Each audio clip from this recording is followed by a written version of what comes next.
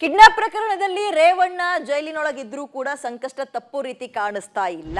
ಇದೀಗ ಸಂತ್ರಸ್ತೆ ಮಾತ್ರ ಅಲ್ಲ, ಸಂತ್ರಸ್ತೆಯ ಗಂಡ ಮತ್ತು ಆಕೆಯ ಮಗನಿಂದಲೂ ಕೂಡ ಹೇಳಿಕೆಯನ್ನ ಪೊಲೀಸರು ದಾಖಲು ಮಾಡಿಕೊಂಡಿದ್ದಾರೆ ಅಧಿಕಾರಿಗಳು.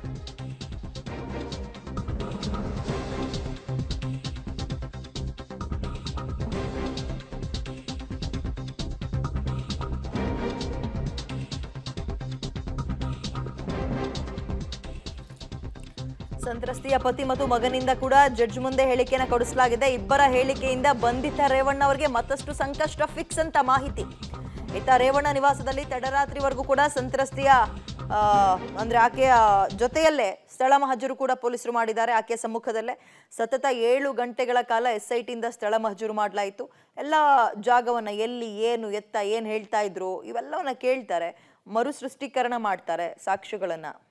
ಹೆಚ್ಚಿನ ಡೀಟೇಲ್ಸ್ ನಮ್ಮ ಪ್ರತಿನಿಧಿ ಮುರಳಿ ನೀಡ್ತಾರೆ. ಮುರಳಿ, ಕಿಡ್ನಾಪ್ ಪ್ರಕರಣದಲ್ಲಿ ಜೈಲಾ ಬೈಲಾ ಅಂತ ಇದ್ದ ಪ್ರಶ್ನೆಗೆ ಉತ್ತರ ಜೈಲು ಅನ್ನೋದು ಗೊತ್ತಾಯ್ತು, ಸಂತ್ರಸ್ತೆಯೂ ಸಿಕ್ಕಿದ್ದಾಯ್ತು. ಮತ್ತೆ ಸಂಕಷ್ಟ ಆಕೆಯ ಗಂಡ ಮತ್ತು ಮಗ ಕೊಟ್ಟಿರೋ ಹೇಳಿಕೆ ಅಂತಿದ್ದಾರೆ. ಅಂತದ್ ಹೇಳಿಕೆ ಏನ್ ಕೊಟ್ಟಿದ್ದಾರೆ ಹಾಗಾದ್ರೆ ಇಬ್ರು? ವಿದ್ಯಾ, ಪ್ರಮುಖವಾಗಿ ಜಾಮೀನು ಅರ್ಜಿ ವಿಚಾರಣೆ ಸಂದರ್ಭದಲ್ಲಿ ರೇವಣ್ಣ ಪರ ವಕೀಲರು ಒಂದು ಆಕ್ಷೇಪನ ಎತ್ತಿದ್ರು. ಯಾಕಂದ್ರೆ ಇದುವರೆಗೂ ಕೂಡ ಸಂತ್ರಸ್ತೆಯನ್ನ ಬಹಿರಂಗವಾಗಿ ತೋರಿಸುವಂತದ್ದಾಗ್ಲಿ ಅಥವಾ ಅವರ ಕುಟುಂಬಸ್ಥರಿಗೆ ಭೇಟಿಯನ್ನ ಮಾಡಿಸುವಂತಾಗ್ಲಿ ಇದ್ಯಾವುದನ್ನು ಕೂಡ SIT ಮಾಡ್ತಾರ. ಇದಕ್ಕೆ ಒಂದು ಮರೆಮಾಚುವ ಪ್ರಯತ್ನವನ್ನ ಮಾಡ್ಲಾಗ್ತಾ ಇದೆ ಮತ್ತು ಸಂತ್ರಸ್ತೆಯ ಮೇಲೆ SIT ಅಧಿಕಾರಿಗಳೇ ಒಂದಷ್ಟು ಒತ್ತಡವನ್ನ ಹೇರ್ತಾ ಇದ್ದಾರೆ. ಜೊತೆಗೆ ಹೇಳಿಕೆಗಳನ್ನ ರೇವಣ್ಣ ಅವರ ವಿರುದ್ಧ ಮತ್ತು ಅವರ ಕುಟುಂಬದ ವಿರುದ್ಧ ಕೊಡ್ಬೇಕು ಅಂತೇಳಿ ಪ್ರಯತ್ನಗಳನ್ನ ಮಾಡ್ತಾ ಇದ್ದಾರೆ ಅಂತ ಹೇಳಿ ಕೂಡ ಒಂದು ಆರೋಪವನ್ನ ಮಾಡಿದ್ರು.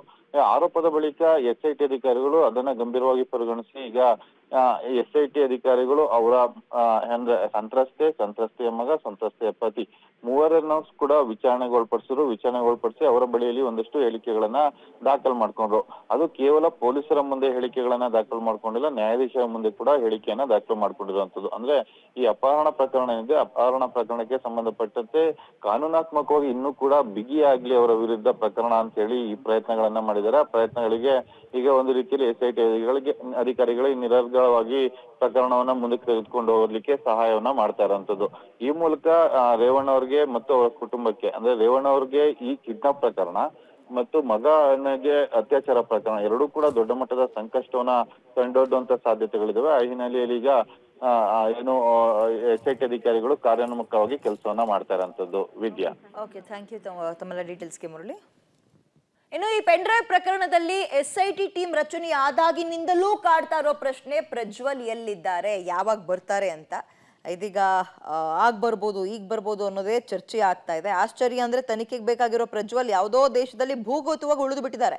25 ದೇಶಗಳನ್ನ ಸುತ್ತಾಡುವಂತಹ ವೀಸಾವನ್ನ, ಶೆಂಗೆನ್ ವೀಸಾವನ್ನ ಹೊಂದಿದ್ದಾರೆ ಅನ್ನೋ ಮಾಹಿತಿ. ಪ್ರಜ್ವಲ್ ಯಾವ ದೇಶದ ಗಡಿಯನ್ನು ದಾಟಿಲ್ಲ. ಬ್ಲೂ ಕಾರ್ನರ್ ನೋಟಿಸ್ ಆಗಿ ಇಂಟರ್ಪೋಲ್ ಅಧಿಕಾರಿಗಳು ಪ್ರಜ್ವಲ್ ಯಾವ ದೇಶದಲ್ಲಿದ್ದಾರೆ ಅಂತ ಪತ್ತೆ ಹಚ್ಚೋಕೆ ಪ್ರಯತ್ನ ಪಡ್ತಾ ಇದ್ದಾರೆ. ಇದೆಲ್ಲ ಮಾಹಿತಿಯನ್ನ ತಿಳಿದುಕೊಂಡಿರೋ ಪ್ರಜ್ವಲ್ ಒಂದು ದೇಶದ ಗಡಿಯಿಂದ ಮತ್ತೊಂದು ದೇಶಕ್ಕೆ ಹೋಗೋ ಪ್ರಯತ್ನವನ್ನ ಮಾಡಿಲ್ಲ. ಹಾಗಾಗಿ ಅಧಿಕಾರಿಗಳಿಗೆ ತಲೆನೋವು ಎಲ್ಲಿದ್ದಾರೆ ಅಂತ.